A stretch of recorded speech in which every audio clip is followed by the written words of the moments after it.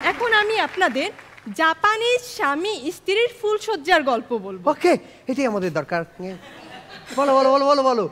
ফুলসজ্জার রাতে স্বামী হ্যাঁ সুসুকি কোয়ানিনি তোকা আনজি রোডি রোহি ওয়া ইয়াকি ইয়াকি মিমি মিয়া তা সুয়া কুনচোকা।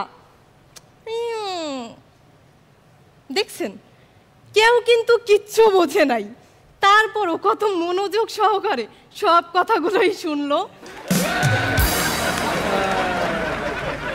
কিছুদিন পরে মানুষ মারা গেলে যেভাবে শোক পালন করা হবে, মানুষটা খুবই ভালো ছিল, সব সময় অনলাইনে থাকতো, সবার ফ্রেন্ড রিকোয়েস্ট অ্যাকসেপ্ট করত, কখনো নিজের কমেন্ট দ্বারা কাউকে কষ্ট দেননি।